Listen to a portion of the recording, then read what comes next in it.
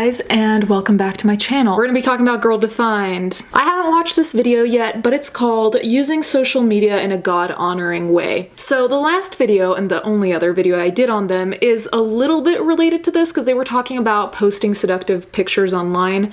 So I figured this would be a good next step in my Girl Defined journey.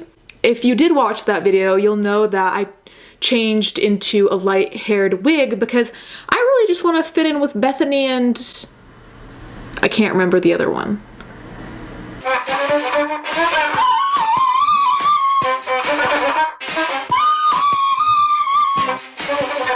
This is me, their deranged cousin, ready to learn shit.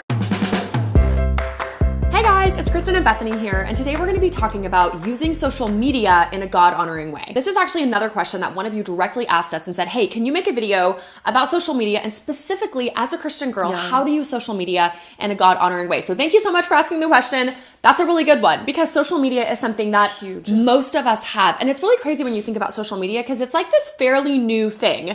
When we were in high school, social media, I remember, was just like coming out and like getting Facebook. Popular. Yeah, like way back when Facebook first came out, and now there are so many things, like so many apps, so many ways to be social on our media devices. Like I can't even keep up with all of them. I know. I'm already behind. I'm like, wait, what's the next generation doing? Yeah. Like, no, I'm gonna go. There are so many. And so chances are you're probably on some form of social media, and it can be really challenging to know, okay, I have this platform, right? I have this presence where I'm posting things, I'm talking about things, I'm tweeting things, I'm pictures, whatever it is. Whether it's a small platform or a big one, it doesn't matter. Whether you have 10 followers, thousands of followers, whatever it is, we each have these little platforms that we've never had before where we're saying things to the world and we're starting to question and wonder, as Christian girls, how can I use this little platform, this presence in a God? Okay, I'm sorry, but we're 1 minute and 14 seconds in and nothing has been said. Like none of this was necessary. I'm quite certain that anyone who is on a social media platform, aka YouTube, where we are viewing this video, knows about social media and the existence. You're not talking about anything new. You're not talking about implications that people don't think of. You're not saying anything. Like, why?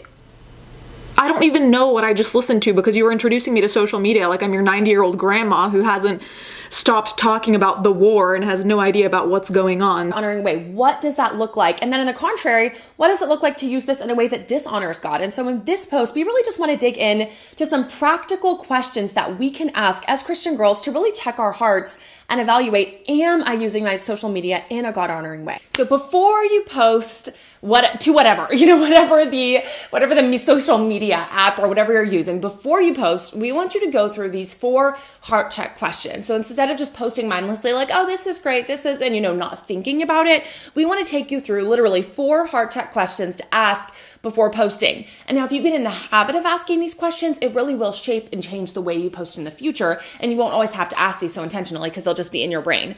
So the first one you need to ask is this, real basic: will this post be honoring to God? Because in 1 Corinthians 10:31, the Bible says, so whether you eat or drink or whatever you do all to the glory of God. So when you're posting, before you post, you just look at it and say, okay, whether it's like a highlight story or an actual post, no matter what it is, something that'll go in a second, it doesn't matter. Ask yourself, is this post going to be honoring to God? And really just sit there and look at it and ask yourself, let it sink in. It's amazing if you do this, like a small pause. Like we never want to do it. It's just like quick, like, oh yes, I'll post this, whatever, but like just stop for a second. Take a few seconds, let it sink in, look at it, and really just sit there before God and think, is this post going to be honoring to you? And that's the first place you want to start. Okay, this is really interesting because I noticed that my students in class have this same exact problem, though my students are 18. But anyway, when you try to make an argument, it's really important to define your terms. Now, what I mean when I say define your terms, if you're going to use an abstract concept to try and make your point, for example, honoring God. That's a very abstract concept.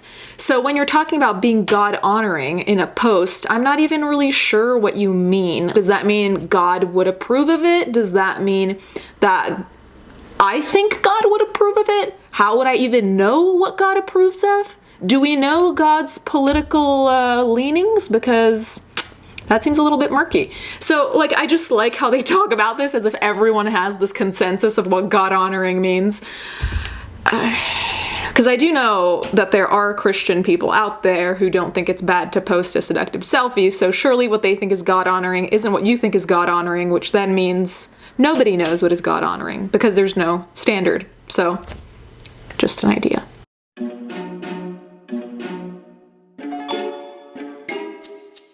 Check question number 2, will this post build up those who see it?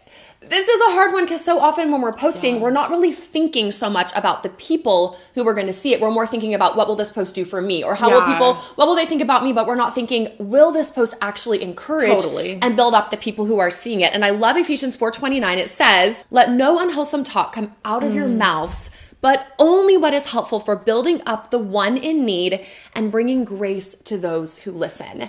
And so this is really cool because this verse is in the Bible, and the Bible is still relevant for today. And we see this playing out in how what we post on social media. The Bible saying, let no unwholesome talk come out of your mouth. And I think it's so easy on social media because we're online, we're on an app, we're not sitting there face to face looking at someone. It can be really easy to say things that are crude, that are bashing other people, that are really negative, that gossiping, are unkind. Gossiping, it's so easy because we're not right there. There isn't that accountability of protection almost. Yeah, it kind of feels that way. So we can just be a little loose with our words, but God is saying, let no unwholesome talk come out of your mouth. What you post, what you say, what you tweet, whatever it is, but only what's helpful for building up and encouraging one another. So that's another great place to start, is ask yourself, what I'm going to post, whether it's a picture, whether it's words, will this give grace to those who hear? Will this build up, encourage those who see it? Heart check number 3. Okay, there's nothing I despise more than people who go on and on after they've made a point. Now you might be thinking, hey bitch, you do that. Well, maybe that's true. But anyway, I hate, if you've made your point, it's enough. You don't need to go in circles about it. She's talked about the same thing 20 times. She's mentioned wholesomeness 20 times. And yet, none of this has been groundbreaking. This has been obvious human decency stuff about like, hey, don't be a piece of shit online. Great, groundbreaking. I think this is murky as well because there's no definition of terms. This is so frustrating, but it's like, what defines wholesomeness to you? There are a lot of times when I talk about political things online, and political things sometimes are upsetting. The reality is that politics can be extremely heavy. When you're tired and in a bad mood, often talking about politics doesn't help, right? So when they say, oh, just make sure to build someone up, it's just like, well, sometimes you need to hold people accountable and not just give them pats on the back. It doesn't seem plausible to me that you're positive all the time online. Like, I'm not saying go harass people, but sometimes I'll tweet something that might upset certain people because they don't like my opinion. Am I supposed to not say it because it's gonna upset someone? You know what I mean? I don't know. Like, I partially agree, but on the other side, I'm just kind of like, social media is not a humanitarian act. On social media, it's not my job to write a post that makes everyone feel better about themselves. Now, maybe I'll do that every so often. I'm not even sure any human can really do that, but it's not my job to uplift anyone. The point of social media is about yourself. In a way, it's selfish because you're giving your opinion. Obviously, you need to be responsible in whatever opinion you give and think it through, but I'm not about to post on social media thinking about Sharon and fucking Cheryl and be like, oh, what are they gonna think about this? Like, no. I think about, do I care about this and do I think it's important to say? Yes, then I say it. Solved. Will this post promote purity in others? Now, this is one we don't really like to think about because we want to post whatever we want and we don't want to have any accountability. We don't want to think about it. We just want to be free to post the post that's going to get the likes. And you know, if you're a girl, a woman, you know what that's like. You know the post that will get the likes. You know the post that might get a little bit more of attention. You see what's out there. And so you're trying to mimic, you're trying to copy, you're trying to say like, okay, maybe if I post this, I know it's a little edgy. Maybe you even feel that way, but you're like, it's going to get the likes. But we want you to stop and ask yourself, okay, will this post promote purity in others? Am I being responsible to honor God in the way that I dress, in the picture that I take, the selfie I take, whatever it is? It's very easy to post things that are a little bit seductive, a little bit edgy, but you want to ask yourself this question or think about this verse, Psalm 51:10, and ask yourself if this is what you're thinking and how you're viewing that post. Create in me a clean heart, O God, and renew a right spirit within. Start skipping around because this video is only 9 minutes, but it feels like I've been here for years. So again, the concept of purity, very, very abstract because surely what I view as pure might not be pure to other people. For example, when I post pictures, my idea of a seductive picture is probably a lot more tame than, I don't know, say a cam girl who has a business online that uses her body, which is entirely fine. But see, depending on what it is that you do and how you feel about modesty and what modesty means to you and what purity means to you, you're going to have an entirely different standard of what's pure and impure. So if a girl is always posting videos of herself naked when she's posting a video of herself in a bikini, that's potentially pure because there's a different criteria there. Does that make sense? Really all comes back to what is purity, and how I define purity and how these two ladies define purity is probably extremely different. So let's just keep that in account. Number 4, ask yourself this question. Will this post push my friends toward Christlikeness?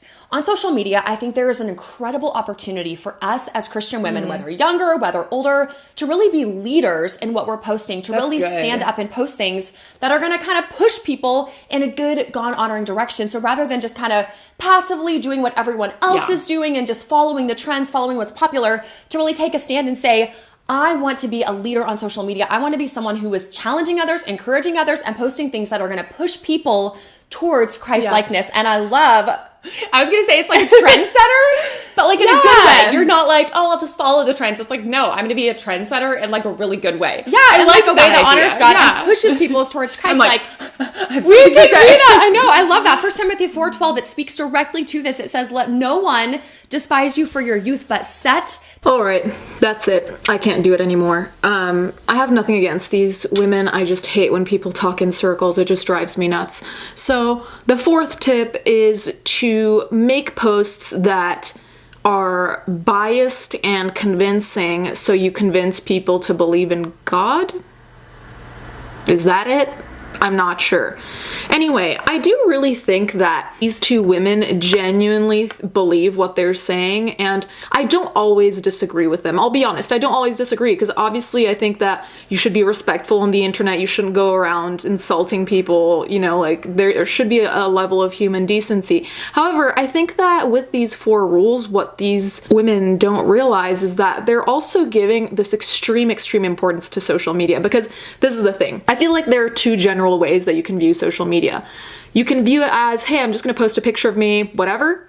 Or you could see it as, oh my God, at what time am I going to post, and what am I going to caption it, and does this fit with the theme of my social media, and what is the underlying message, and could anyone take this the wrong way? And honestly, I think that second way is just too tiring for me to deal with. Now, of course, when I post on social media, I want to post something that I like, but do I think about the time I'm posting it and really hard about the caption and just creating a neurosis out of a social media post? Now, I understand that they want to be well-intentioned and have everything be meaningful, but I just think that sometimes it's not that deep on social media. It doesn't have to be that deep. And aside from that, it's just kind of like, you can be Christian, and I said this in my last video and some people didn't like it. I was just saying you can be Christian and not have it be the center of your life. Now, if you want it to be the center of your life as it is for them, that's fine. But I'm just saying, if you are Christian, but you don't want to have any of your Christian related stuff on your social media, you're allowed to do that. If you want to limit your Christianity just to a certain part of your life, that's fine too. I don't feel like it has to be all encompassing and everything has to be directed at it. I don't think it has to be that way. And it seems like for these women, it's very all or nothing, which I think can be toxic. I don't know if it is for them, but it can be. Anyways, guys, let me know what you think about this. Let me know if you think that social media should be so curated or whether it should just be taken a little bit more lightly, more lightheartedly. Let me know in the comments. Thank you guys so much for watching. Thank you to my patrons as always. I'll catch you guys next time.